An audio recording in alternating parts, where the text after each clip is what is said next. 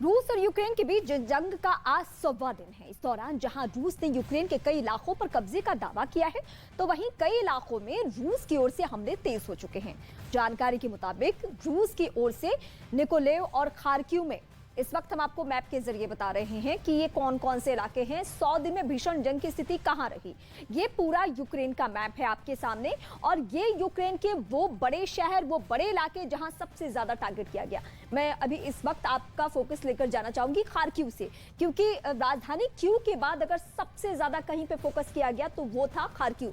बीते 100 दिन में ये सभी इलाके यानी यूजियम, इसके अलावा खेरसोन, डोनेट्स्क, लुहांस्क, रुबिस्ने और डॉनबास, इसके अलावा भी यहाँ भी जो मैप में आपको दिख रहा है निकोलेव, ओडेसा, ये तमाम वो इलाके रहे हैं जहां पे सबसे ज्यादा फोकस किया गया और सबसे ज्यादा हमले किए गए, सबसे ज्यादा टारगेट किया गया। हालांकि अभी 100 दिन की स्थिति अगर ये है कि रूसी सेना यहां डिगी हुई है, लगातार यहां पे अगर मजबूती से खड़ी है, तो यूक्रेन की सच्चाई ये है, यूक्रेन जैसी सेना की सच्चाई ये है कि वो भले ही पड़ोसी मुल्कों के, पश्चिमी देशों के हथियार के जरिए वो लड़ाई के मैदान में हो, लेकिन वो डटे हुए हैं। 100 दिन की स्थिति यह है कि वो डटे हुए हैं अभी। तो रूस और यूक्रेन में जंग अब शुरू हुई थी तो दुनिया को लगा था कि ये जंग महज 100 दिन में खत्म हो जाएगी, लेकिन आज आलम यह है कि 100 दिन की जंग के बाद भी रूस के राष्ट्रपति व्लादिमीर पुतिन यूक्रेन के राष्ट्रपति वोलोदिमीर ज़ेलेंस्की को झुका नहीं पाए हैं।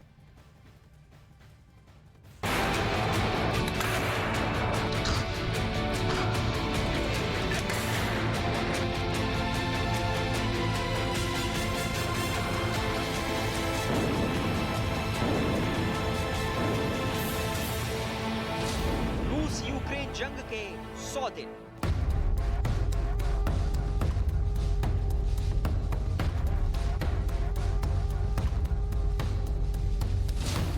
पुतिन ने क्या खोया, क्या पाया?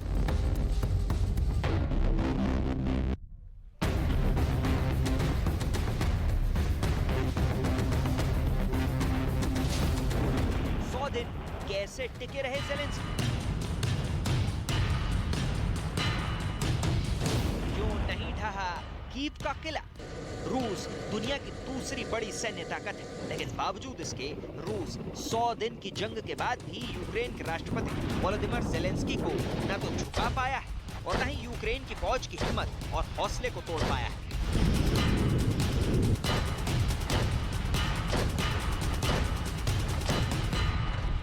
युद्ध जब शुरू हुआ था तो माना जा रहा था कि रूस और यूक्रेन के बीच ये जंग 10 दिन से ज्यादा नहीं चलेगी, लेकिन हुआ इससे ठीक उलट।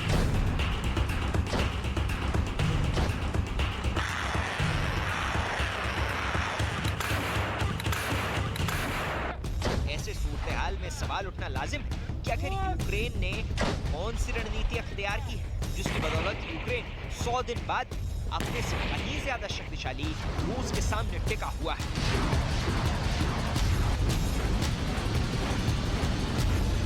चलिए इस सवाल के जवाब को हम आज आपके सामने परत दर परत खोलते हैं। पहली रणनीति। जंग से पहले और अब जंग के दौरान यूक्रेन के मौजूदा राष्ट्रपति वोलोदिमीर ज़ेलेंस्की ने खुद जिस हिम्मत और हौसले को दिखाया है, दुनिया आज उनको सलाम कर रही है।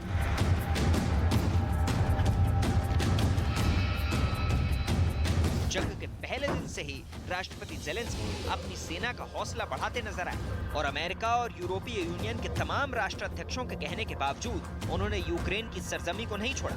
जंग के दौरान वक्त वक्त पर न सिर्फ जख्मी सैनिकों से मिलते रहे, बल्कि कई बार तो वो खुद वॉर जोन की फ्रंट लाइन पर भी पहुंच गए।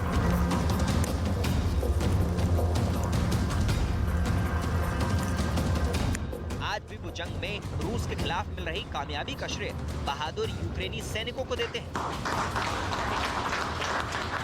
Хочу подякувати кожній з вас за вашу велику службу, ваше життя, за те, що не жалієте своє життя заради нашої держави.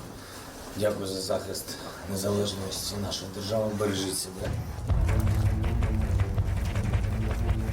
जंग के दौरान देश का राष्ट्रपति अपने सिर पर मंडराती मौत के खतरे के बावजूद जब खुद मैदान जंग में दिखाई दे तो सेना का हौसला बढ़ना लाजमी सी बात है। राष्ट्रपति जेलेंस्की ने न सिर्फ दुनिया के सामने हिम्मत की मिसाल कायम की, बल्कि यूक्रेन की रक्षा के कमजोर लिंक को खुद ही तोड़कर अपने कुशल प्रबंधन का भी परिचय दिया। दरअसल खार्किव में दौरे के दौरान उन्होंने खार्किव की सुरक्षा की कमान संभाल रहे सिक्योरिटी चीफ को उनके काम को सही तरीके से न संभाल पाने के चलते उनके पद से फौरन हटा दिया। Розібрався, звільнив очільника Служби безпеки України області за те, що не працював на захист міста з перших днів повномасштабної війни, а думав тільки про себе особисто. Які мотиви правоохоронці з'ясують. Третина Харківщини досі під окупацією. Обов'язково звільнимо всю територію. І на цей результат повинен працювати кожен на посадах, як на місцевому рівні, так і на державному. दूसरी रणनीति।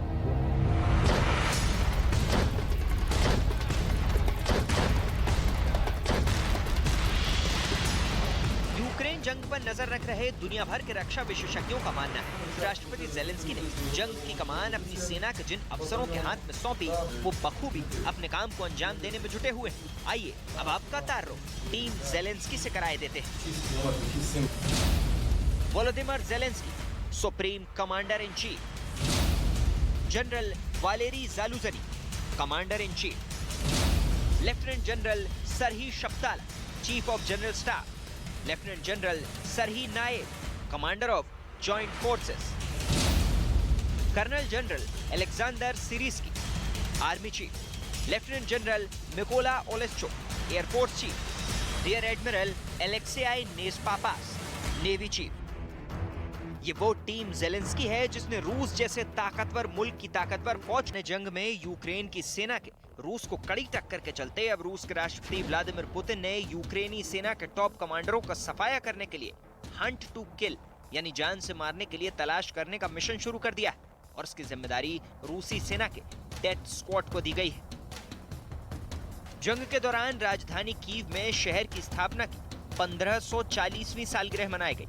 कुछ हफ्ते पहले ही यूक्रेनी सेना ने रूसी फौज को कीव की जंग में करारी शिकस्त दी थी, लिहाजा शहर के लोगों ने भी अपने शहर का स्थापना दिवस धूमधाम से मनाया। Музикант теж має зброю. Він має серце, він має голос, він має музичний інструмент. І ця відповідь, вона має подвійну силу. По-перше, вона каже нашим ворогам, що наша сила не згасла. По-друге, вона додає сили нашим захисникам, адже кожен, хто сьогодні на боці України, кожен, хто сьогодні тут, це є справжній захисник України, в тому числі наші музиканти. Дякуючи нашим Збройним силам, ми можемо ще святкувати це свято. Натхнення нового їм вооруження, щоб прибуло, щоб вони могли захищати ще довго і виграти цю війну. Перемога буде за нами. रूस ने 25 फरवरी से कीव पर हमले करने शुरू किए थे और 9 मार्च तक रूसी सेना राजधानी कीव से महज कुछ ही किलोमीटर की दूरी पर खड़ी थी। लेकिन 10 मार्च से यूक्रेनी सेना ने रूसी फौज को ऐसा मुंहतोड़ जवाब देना शुरू किया कि 2 अप्रैल तक पूरे कीव इलाके से रूसी सेना को पीछे हटना पड़ा था। दरअसल यूक्रेन के राष्ट्रपति वोलोदिमीर जेलेंस्की ने कीव और उसके आसपास के इलाके की रक्षा की जिम्मेदारी जनरल माइकोलेव जिरिनोव समेत कीव के मेयर विताली क्लिस्चको को सौंपी थी और दोनों ने ही कीव की जंग के दौरान अपनी जिम्मेदारी को बखूबी निभाया भी। हालांकि कीव की जंग में इलाके के लोगों का भारी नुकसान भी हुआ। यूक्रेन सरकार के मुताबिक फरवरी और मार्च में कीव और उसके आसपास के इलाकों में हुई जंग की वजह से महज 2 महीने में 26,000 घर तबाह हो गए। कीव इलाके में हालात सुधारने के लिए $20 मिलियन चाहिए। यूक्रेन जंग से 1,15,000 स्क्वायर मील इलाके में बम या लैंडमाइन बिखरी हुई हैं। यूक्रेन की 15,000 मील सड़कें नष्ट हो चुकी हैं और रूसी बमबारी में सैकड़ों पुल और 12 एयरपोर्ट तबाह हो गए। भारत की बड़ी financial subscription service money control pro special offer के साथ अपनी 3री वर्षगांठ मना रही है। रोजाना सिर्फ ₹1 में मनी कंट्रोल प्रो सब्सक्राइब करें और ₹1 लाख से ज्यादा के ऑफर पाएं।